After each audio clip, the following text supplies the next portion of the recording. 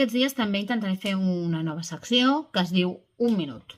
En un minut, que és el que dura una Instastory, intentaré explicar curiositats, resoldre alguns dubtes, suplicar que m'ajudeu a convèncer persones per participar, sisplau.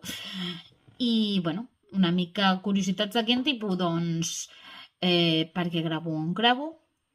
Quin és el meu objectiu, per exemple, encara que ja ho he explicat.